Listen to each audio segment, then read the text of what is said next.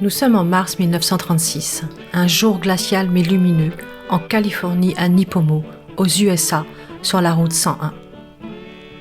La Grande Dépression fait rage, avec un chômage de masse et un appauvrissement de la population. Une œuvre littéraire majeure, Les raisins de la colère de John Steinbeck, sort et raconte l'histoire d'une famille de pauvres paysans à travers l'Amérique.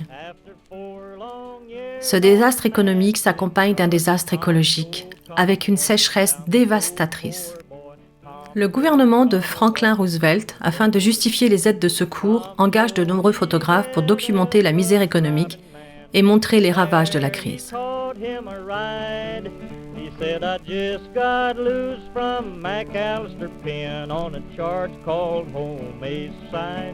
Sur le bord de la route 101 se trouve un campement de ramasseurs de petits pois. Des milliers de travailleurs agricoles s'entassent sous de simples toiles de tente. Une jeune femme de 32 ans, à l'air affamée et désespérée, aux vêtements rapiécés, tenait ses enfants blottis contre elle sous une des tentes. Nous ressentons dans les yeux de cette femme toute la solitude, la misère, mais aussi la volonté de s'en sortir et de protéger ses enfants.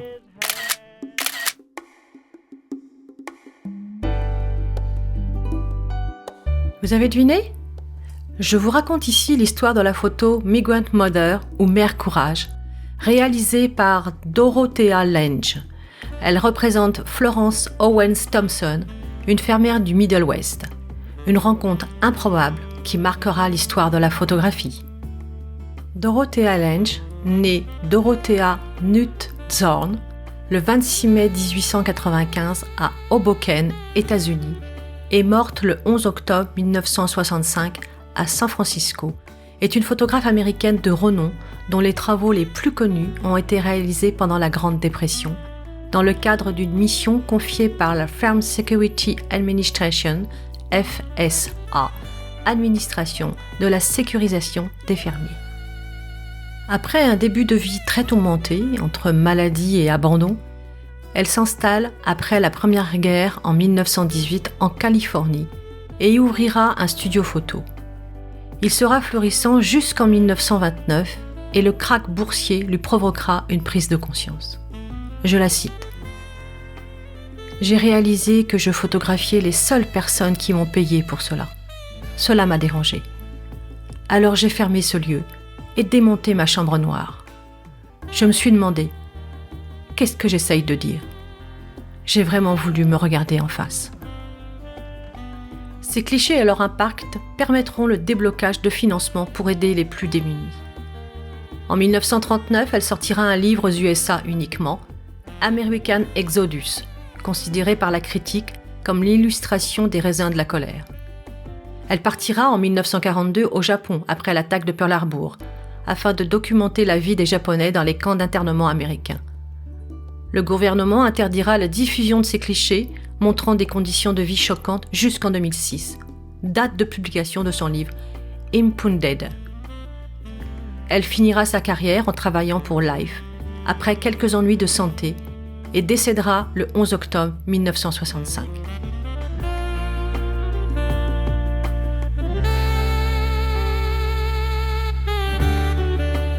La femme sur la photo est Florence Owens Thompson, née le 1er septembre 1903 et morte le 16 septembre 1983. Après de nombreuses recherches contradictoires, je résumerai la vie de cette femme comme une suite de désespoir et de rencontres, avec une grande force de vivre et de dignité humaine. Sa relation avec cette photo oscillera entre une demande d'interdiction en 1978 et une utilisation pour lever des fonds afin de l'aider à se soigner jusqu'à son décès en 1983. Ces deux femmes n'auraient jamais dû se croiser, mais par cette photo seront liées à jamais.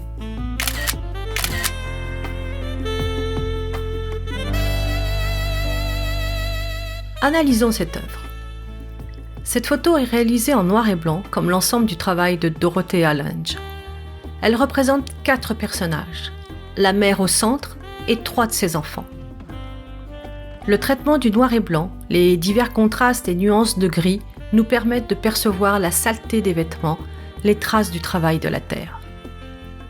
Le cadrage est volontairement serré pour créer une proximité émotionnelle. C'est un plan rapproché, sans décor ni trace de l'attente. Nous devinons juste un morceau de bois à droite de la photo et en arrière-plan, le fond gris nous laisse imaginer la toile. Un de ses enfants nous tourne le dos, la tête cachée derrière l'épaule droite de sa mère. Son deuxième enfant se cache le visage, les bras croisés sur l'épaule gauche de sa mère. Un troisième enfant sur les genoux, la tête du bébé contre son sein gauche. Une interprétation de la mère nourricière sans vision du sein. Cette photo nous suscite de l'empathie et de la compassion. La femme porte sa main droite à son visage, dans une pose proche de celle attribuée à l'expression de la mélancolie. On pourrait y voir la mélancolie de Jean-Baptiste Corot. La représentation de la pauvreté avec cette mère et ses trois enfants nous fait penser à un artiste français, Fernand Pélez, avec sa représentation de Sans asile, les expulsés.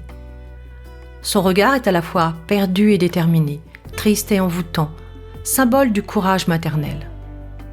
Nous pourrions y voir l'interprétation picturale de nombreuses peintures. Une question me taraude. Serait-ce un cliché posé ou un cliché pris à la volée ? A priori, Dorothea Lange aurait pris plusieurs clichés avant de se décider pour celui-ci. Selon certains experts, elle aurait retouché cette photo en estompant un bout de pouce de la mère que l'on peut apercevoir en bas à droite de la photo sur le morceau de bois.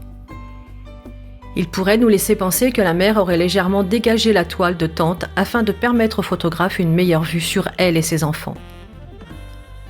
Cela pourrait laisser sous-entendre une complicité, consciente ou inconsciente, entre la mère et le photographe. Mais je vous laisse le choix quant à l'interprétation de cette information. Comme je le répète souvent, c'est le spectateur qui, par son regard et en s'appropriant l'image, qui se raconte une histoire.